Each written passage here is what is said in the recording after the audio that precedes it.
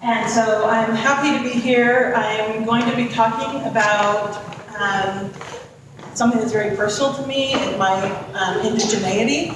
I don't generally talk about that. I don't know why.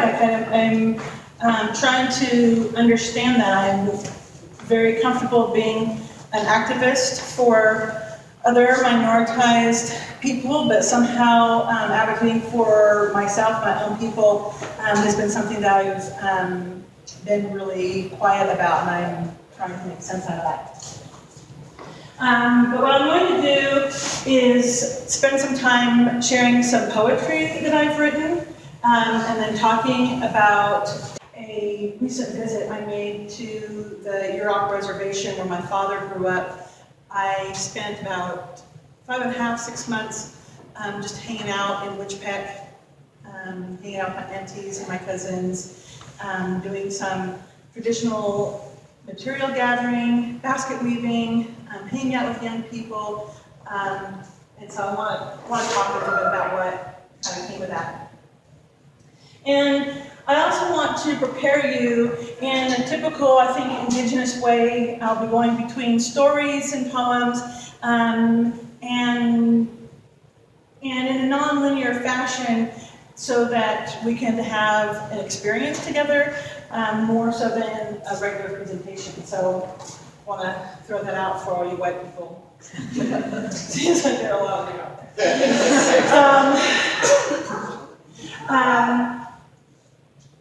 So let's see, this is on, but not working, so that's weird. Okay, so this first poem will tell you a little bit about myself. When I was born, my mother, with her green eyes, dressed me in a yellow smocked dress with pink flowers, and a fresh cloth diaper with safety pins that looked like ducks. And my father, with his black eyes and half a tattoo, wrapped me in a plaid flannel blanket and secured me in my cradle basket. Before I was 2, my parents drove me across this wide country in a blue Chevrolet without air conditioning to visit the place where my mother was born. And my eyes were brown, and my hair was blonde, and my parents' marriage wasn't legal in all the United States of America. In elementary school, I loved taking tests with my number 2 pencil because I could easily answer all the questions, and I enjoyed coloring in all the circles with shiny graphite precision, except the one about my race where I had to choose just one. And I wondered if I should deny my mother or my father. The summer between high school and college, I stood in my boyfriend's living room, and his brother looked at me, and my skin was suspicion, and said, "Your eyes are as brown as and I grinned back hard, as if to say, "Yeah?"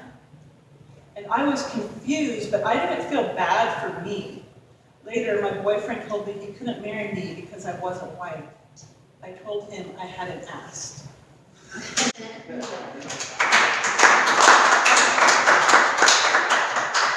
During my tenure at the university, I sat in my office with my colleagues eating a turkey sandwich with cucumbers, and I told them I was Yurok, and I described the place where my father was raised at the fork of 2 rivers. Dr. B said, "But your mom was white, so you're half white." And I wondered how an educated person couldn't know that I could be both. When I dressed myself, on the morning of my son's college graduation, I slipped on my navy blue dress with a thin blue belt, and my oldest son clasped my mother's silver charm bracelet around my wrist, and I tied the leather straps to the shell of the Italian choker around my neck that my father gave me when I was 12, and I felt exactly like myself. So I want to talk some about this idea of colonization. I'll tell you a little bit about who the Yurok people are. Generally, when I tell people that I'm Yurok, they think that I'm just like making something up, because that's not a tribe that they've heard of. But the Yurok people are located all over the world. You know, we move around, eggs and transportation. But we originated in the mountainous regions of Northern California, and the Yurok tribe is actually the largest tribe in California. In the 1850s, the Klamath and Trinity regions swelled with over 10,000 gold miners when the gold rush happened, and then conflicts between the settlers and the indigenous peoples of those mountain areas resulted in violence and massacre. And the Yurok people, we fared fairly well with a 27% survival rate by 1910. Other tribes were completely wiped out or maybe had around a 10% survival rate. That was mass genocide by any measures. The way that we talk about genocide now, there are 9. I'm not going to go through those. There are like 9 indicators of genocide. What happened in California between like 1848 or so to the 1900s is classic textbook genocide. The Yurok people then were removed from their traditional area to a location which is located in our traditional territory, but it is much, much smaller. So we still consider that being removed from land. We were removed to a smaller location. The reservation, I mean, it depends on which way you think is the beginning, begins right around the fork of the Trinity and Klamath River in Northern California, and extends down the Klamath 1 mile on each side of the river to the ocean in California. And there are several villages throughout, dotted along the Klamath River. And my family is from Wichpeck, which is the village right at the fork of the Klamath and Trinity River. So this is a photo of the Klamath River there at Wichpeck. For a while, the government, this is part of how genocide is happening, actually prohibited Yurok ceremony, Yurok language, and Yurok cultural traditions from even happening, including fishing, hunting, which is a good way to starve people out. Just tell them you can't eat, you can't gather your food. And then many cultural traditions were at risk of completely disappearing, including basket making and canoe building. The past 50 years, however, has seen a lot of work on the part of the Yurok people in particular to bring back fishing, burning, ceremony, and language rights. All those rights have been taken away. We're now really getting back burning rights. That has been gone for a very long time, and just in the last few years, we'll be getting back the right to burn. And this has been really important because cultural burning allows for particular kinds of growth within the forest that allows us to gather particular kinds of materials for baskets. And those baskets are used from everything from holding, storing, gathering acorns, berries, to holding our children, nurturing them, to being part of ceremony. So this has been really important. And then I wanted us to think about, part of my interest in this is my own life as a human being educated in primarily, well, not primarily, like exclusively white schools or public schools that are set up to serve white people. And so this colonization, education has been used as a very effective tool of colonization. Harvard University, Dartmouth College, those universities were established almost for the express purpose of making it so indigenous people could be more white and could leave their Indian ways and adopt the ways of the colonizers. In Indian boarding schools, I think maybe people have heard of that. My grandmother and her siblings were removed from their families to live in an Indian boarding school where their language was not allowed to be spoken, and their clothing, their hair, everything was altered for them. And so educators, I think, have a responsibility to examine what is our curriculum, what are our practices, and how are those, how do we then engage in continual efforts to colonize? And so I'm going to share another poem that maybe sort of demonstrates some of this colonization that happens in school. It's called Painted Paper Vest. I wrote it, and I still I have a hard time. I stumble over my own words. That's good. At school, with a pair of snub-nosed scissors, the kind with the small round holes covered in some sort of black plastic, perfect for my little fingers, I transform a grocery bag into a paper vest. With fringe all around the bottom, I wrinkle the paper and smooth it out in my hands until it is soft and feels less like a paper bag. Using fat wooden brushes, I paint my paper bag with bright tempera colors, blue lines, red zigzags, yellow dots. Finally, using construction paper and a dab of thick white paste, I make a headband. I add 2 or maybe 3 paper feathers. When I am done, and the whole class is done, I sit in my headband and my painted paper vest and listen to my teacher tell me about the Indians.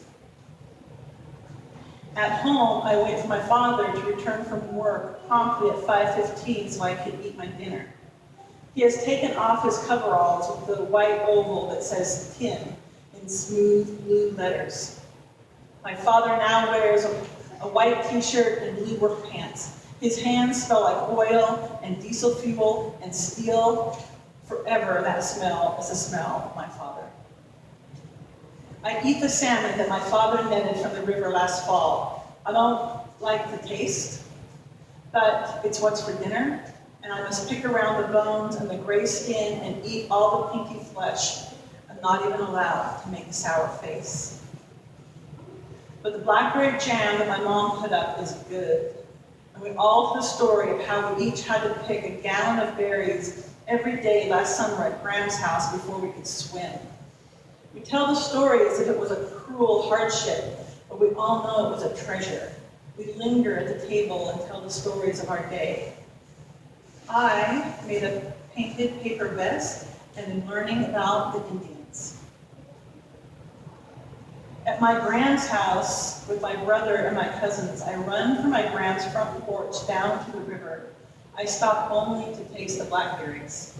Sometimes they are a little dusty, but they are always big and juicy and sweet. My fingers turn purple. I keep running on the path. I stand for a moment in the river, bracing myself against the current and watching the swirls of the waves. When I get hot enough, I dive into the water. The cold takes my breath away for just a moment, but I pop up and tell everyone still on the beach, the water is perfect. We wander down the river in our brown skin and find the perfect rocks to skip. Later, by the wood stove in my grand's house, I dry my cutoffs and my hair, and I feast on meats and salads and pies. I listen to my gran and my aunties tell stories. The bold laughter of my gran fills the entire space. It is a laughter of love and wisdom and pain, and of knowing that right now matters. I listen, and right now matters, and none of us is wearing a painted paper vest. So I've been in school for 50 years.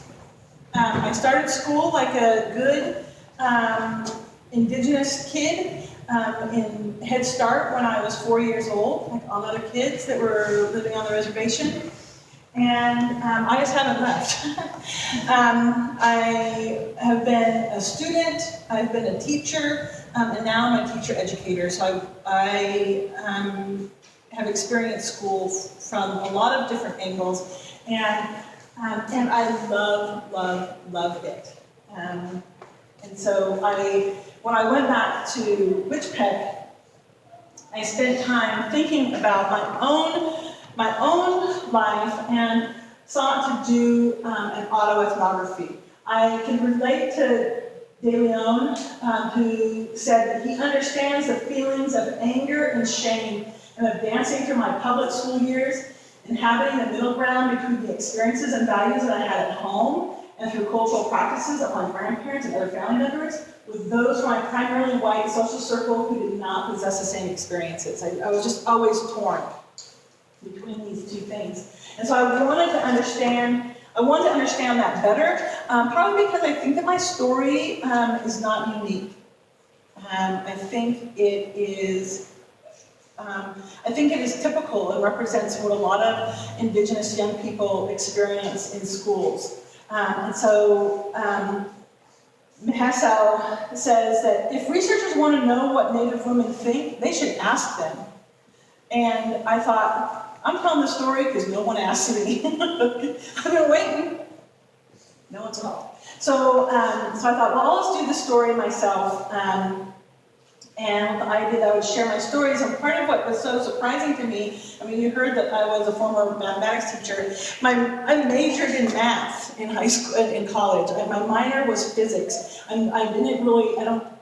never fancied myself a writer, certainly not a writer of poems. And so, as I was gathering stories, much like the work of gathering other materials for making other things, I found myself gathering my stories through my recollections, but then understanding that I needed to put them together in a beautiful way, and in a way that felt right to me as a Yurok person, and so putting them together as poems made the most sense. And so these are the things I gathered while I was out there. I also acquired tendinitis in my Achilles heel because I just wasn't really prepared for. I hike quite a bit, but I've never hiked with my arms full of materials. You know what I mean? Like that hasn't been how I've wandered through the forest, and so I really took it in my heels. So I'll buzz through this, gathering, and so I want to tell you a story in the form of a poem that happened to me while I was in college. Needing 3 credits for the completion of my Bachelor of Science degree, I registered for a course titled History of Latin America. The tall, slender professor who taught the class had white hair and always stood behind the wooden lectern at the front of the room with notes on paper, and I couldn't tell if his notes were typed or handwritten. He lectured seamlessly about explorers and conquistadores and rebellion, and I listened and took notes, and I found the history fascinating as a former resident of Peru and as an Indigenous person. One day, the oldish, non-Latino professor explained that the reason why South America had not thrived economically or politically or socially had to do with the fact that the colonizers from Spain and from Portugal hadn't exterminated the natives, like the colonizers from England and France had done in North America. And by North America, he meant the United States and Canada. And I don't remember another word he said after that. I think that all the way through my schooling, I had been engaging, I had been experiencing this colonizing education. And sometimes, like I did it in that class, it would just hit me like I wasn't prepared. I wasn't prepared to hear about how smart the English and French had been to wipe out the indigenous peoples of North America. And I didn't really have the voice or the ability to stand up and say, "You didn't get us all! I'm still here. I'm going to ace this class, dang you." And so that assault happened over and over. I never was really prepared to understand, like, what do I do with this, and how do I make sense out of it? And so returning to the old village, and being with family, and finding my songs made the most sense. And figuring out how then to share this. One of the things that I did while I was in Wichpeck was I decided to organize a night of poetry for folks in the village. And so I had individuals share the poems that I had written, some of the ones that I shared with you today, but then at different ages so that they represented the age that I was at the time that kind of story was taking place. So the story about the painted paper vest was read by a third grader, a little cousin of mine, who does it a lot better than I do. She doesn't trip over my words. And so I did that, and I had one of my aunties share a poem that represented my future. One of the things that's really important for Yurok people and a lot of Indigenous people is to consider our past, present, and future as one united idea, and to sort of live in that space. So I'm a teacher. It's another poem. I'm gonna look at me, being so cute with my cousins. I'm gonna share this last poem. I was explaining before the meeting that how Yurok people are supposed to get their songs is they get them on the river at the ocean. They get them with the water, and they sit with their song comes to them, and then they repeat it over and over at the water until it's their song. And the songs are generally mournful, they're often full of grief, but they're also in a way full of hope, with the idea that we're crying for luck. So you can feel the prayerfulness of that, I suppose. This is a song that only has lyrics. It doesn't have, I don't have this to a melody, and you can hear it and think about it. So I'll end with this poem called River Song. This morning I burned root and bathed myself in the smoke. I set my intention and took inspiration from the river. I lifted my head toward God, Creator, in full supplication, repose, and submission, promising to be constant and new, like the river, mutable and dependable, like the river, calm and forceful, like the river, yielding and unrelenting, like the river, spiritual and material, like the river, shaped by my environment and creating my environment all the same, like the river, a giver and a taker, a border and a place unto myself, a keeper and a mover, thriving with life and welcoming death, where I am completely clean and aware of my silt and scales and debris, a place of peace that roars caution into the mountains, like a river, like a river, like a river, like a river, like the river, like the river. And the angelica root lingers in the air, and the intention echoes in my heart, and the river hums its song in harmony with the trees. So thank you. Thank you for letting me put my words in the air. And thank you for inviting me back.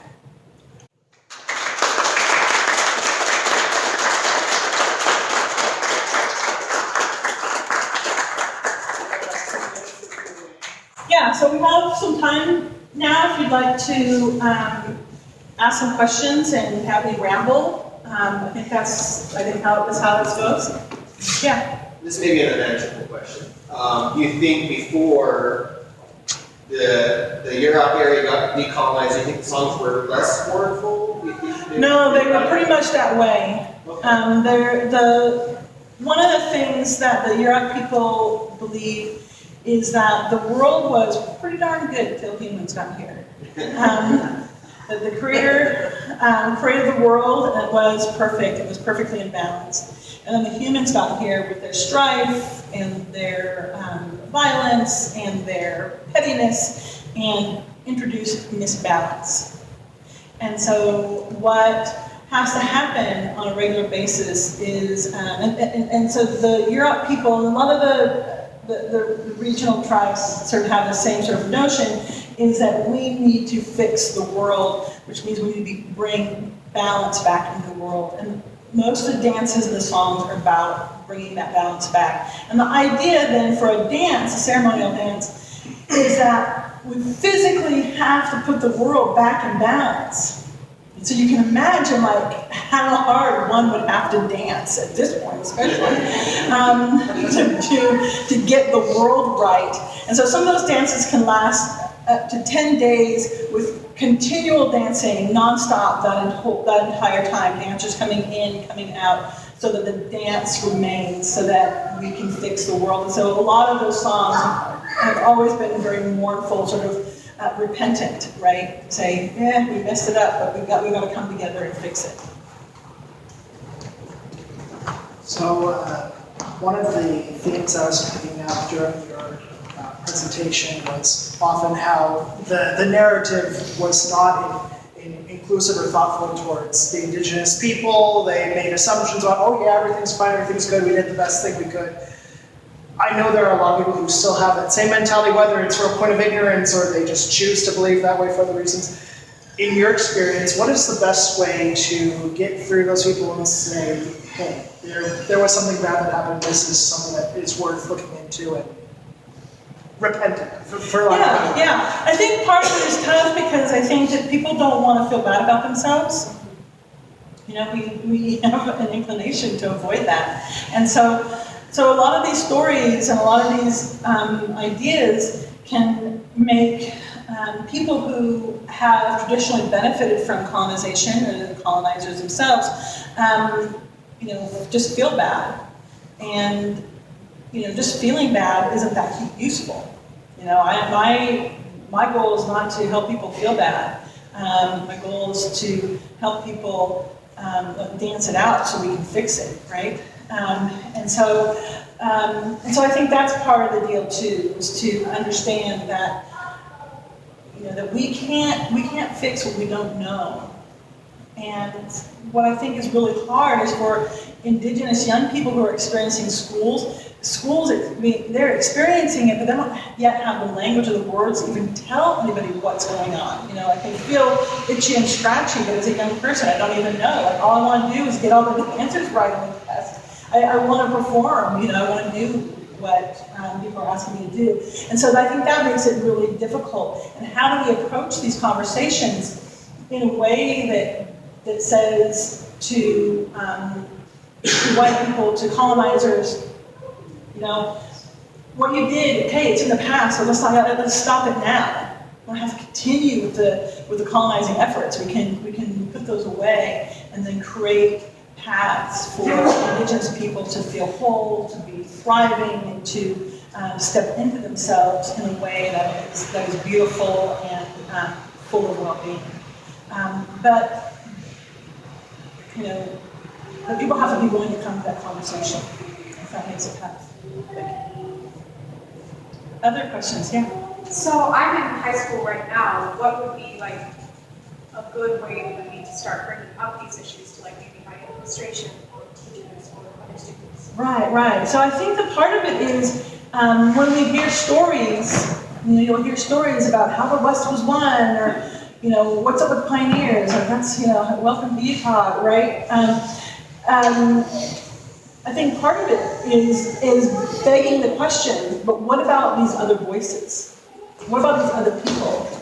When people say, well, indigenous people, yeah, but what specific ones are you talking about, right? So if I'm in California, I'm talking about a whole, loads of indigenous people. We didn't have to, because of terrain, because of the conditions that we were in, we didn't wander a lot. We were in a pretty small, relatively small territorial area where fish and deer and acorns and berries and eel and everybody, all that came to us to eat and to, we could thrive there. That our ways are not the ways of the Shoshone, the Utes of this area, right? It's very different. And so, and if I was in Oklahoma or Pennsylvania, it would be a different tribe. And so I think begging the question of saying, but what about the people here? What about the people there? Who are the First Nations? Who are those first peoples? What is their point of view? Where are we going to, where is that going to be inserted into this conversation? I think begging that question and saying, wait a minute, there were other people there, what did they say? I think forces that conversation. In a way, and I think that white people can do this much better, because then it's, that coming from that place of curiosity, when I say that, that can kind of sound like I'm coming from a place of anger, and I might be so, right? This really mournful place, but to say, what else? I think it's really powerful, and can be powerful, and I think that we ought to do more of that. Mm-hmm. I think sometimes we say, not just what else, but what we have said in the past was not us. Yeah, because yeah. we don't realize here in this valley, there were some pretty bad genocidal wars. Yes. Really bad. Right. And the people who were originally here, on this location, doing their traditional gathering, doing their ceremony, having their lives, raising their babies, were relocated. And I think that we have to understand, what the violence of relocation means. It means then that I'm uprooted. For me, I'm an Indigenous person, so I've been relocated. I'm relocated here. This is where I'm doing my work. But I can't go out and gather because I don't know. I don't have Indigenous gathering knowledge for Utah County or this area. Right? So I don't know what are the materials to gather. I don't know what their seasons are. I don't know what is edible. I don't know the strength of different fibers. It's just stuff I don't know and I can't know without the people to teach me that. When I go to Witchpeck, I can learn that because I've got aunties and cousins and my own father who was a gatherer to help me know. And my father said, go here, they have really good, willow looks great at this time of the year, go here, and after the river has gone and the roots are exposed, you can gather roots. And so I've been able to get all that information. As soon as we relocate Indigenous peoples to another place, all of their knowledge is useless. And I think it made Indigenous people look stupid. We don't know what to do here. But the white folks didn't know what to do here when they got here either, right? They were just as stupid. And so I think that the more that we understand that too, that to dislocate people from their land is to dislocate them from thousands of years of knowledge, and having to start then at ground one is, catastrophic. And I don't think we always appreciate what relocation has meant for Indigenous peoples. I'm just curious if your parents are still living and if they found some peace and resolution through your work. My mom was white. She is no longer alive. My father is Yurok, and he is still kicking, and I mean kick in. and so, we have had a lot of peaceful conversations. He visited me often while I was on the reservation, and we had lots of great conversations. We spent one day at a library looking at old yearbooks, so he'd find members of his family. They have all photographs of him and his mother as a young person. We located those in the yearbook, and we talked about that, and So he does live on the reservation? He doesn't live on the reservation. He lives in Reno. He has sisters and brothers on the reservation. I've got cousins there. So he owns property there, and he goes there often. We consider that home. So. It has, especially when I started weaving, because his grandmother raised him, and she was a master weaver, and the thought of the community losing that, was very hard on his heart. And so when I started leaving, that was something that felt to both of us like Lucinda was with us again. And it was really beautiful and healing. It's probably our last question. One last question. I remember from your biography that it said that you're a Mormon too, correct? Mm-hmm. Okay, so I know that there's some intersectionality right there with, what members of the church believe the Native people to be and what their role is. Whenever you get confronted by that, like, these are the Levites, or something along those lines, what are some ways that are effective to saying, hey, that's not exactly true? Yeah, I haven't really been effective there. I usually just ignore people. And so I don't know how effective that is. I joined the church when I was 19, and the missionaries were like, oh, Lamanites, blah, blah, blah. I'm like, yeah, that's not how any of this happened. I was 19, they were 19, we didn't have really good grounds of battle. But it was just something that I held in my heart. I appreciate Mary, just holding things in my heart. And then, years later, the introduction to the Book of Mormon changed.